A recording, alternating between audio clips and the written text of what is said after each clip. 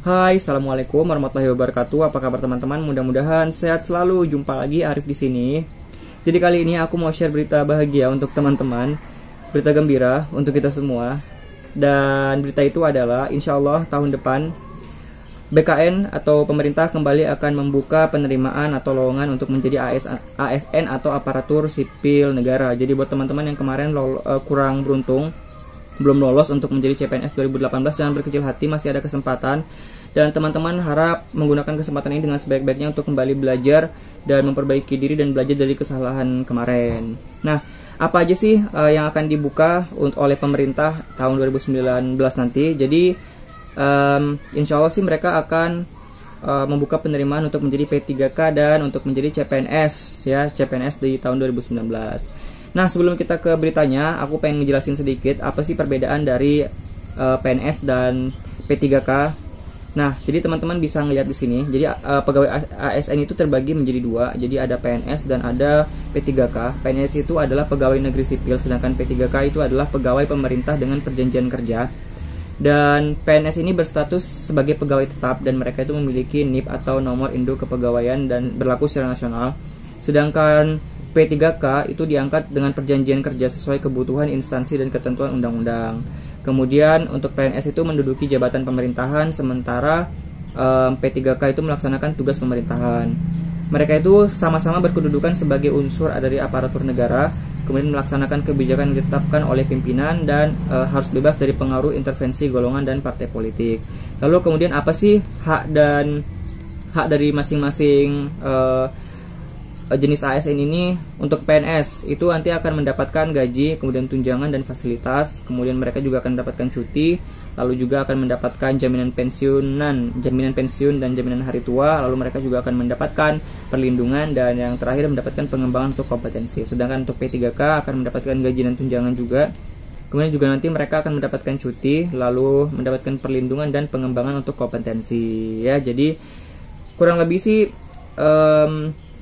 sama ya, cuman mungkin nanti bedanya adalah nggak ada jaminan di hari tua, karena kan P3K ini lebih kayak ke kontrak kerja dimana minimal setahun sih, setahu aku ya.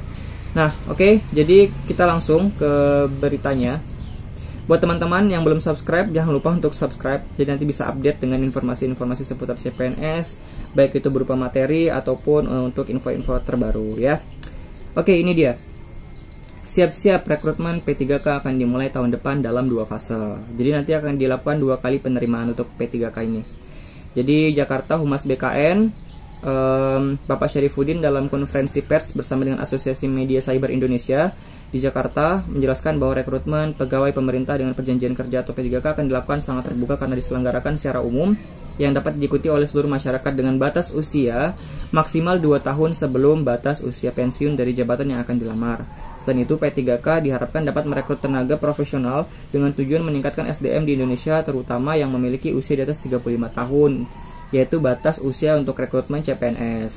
Kemudian P3K terbuka untuk seluruh profesi ahli yang dibutuhkan secara nasional dan sangat berpeluang untuk tenaga honorer yang telah lama mengabdi.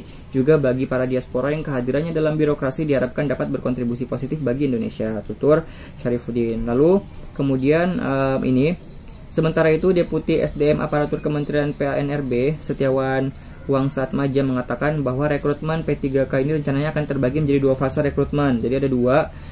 Fase pertama akan dilaksanakan pada pekan keempat Januari 2019. Jadi insya Allah bulan depan, bulan Januari 2019, itu akan dilakukan fase pertama. Setahu saya sih, dan ini insya Allah sih akan sama. Jadi proses untuk perekrutan P3K ini akan mirip dengan CPNS. Karena nanti juga soal-soalnya akan ada soal TKP, TIU dan TKP, TWK dan TIU. Itu mirip banget, cuman yaitu statusnya yang mungkin berbeda gitu. Kemudian untuk fase kedua akan diselenggarakan setelah pemilu yang berlangsung pada bulan April 2019. Selain itu, pada tahun 2019 rencananya akan kembali dibuka rekrutmen CPNS yang bertujuan untuk memenuhi kebutuhan pegawai, terutama di bidang pendidikan dan kesehatan, di mana banyak pegawai yang akan memasuki usia pensiun pada tahun 2019 ya. Jadi itu berita gembiranya. Buat teman-teman yang kemarin masih kurang beruntung, jangan berkecil hati, tetap semangat, tetap persiapkan dan belajar dari kesalahan yang lalu. Ada peluang lagi insya Allah di depan mata, dan saya harap teman-teman tidak mesia-siakan harapan dan kesempatan ini ya. Oke, itu aja yang bisa aku share. Insya Allah kita akan jumpa lagi di video selanjutnya. Terima kasih sudah menyaksikan dan sampai jumpa. Bye bye.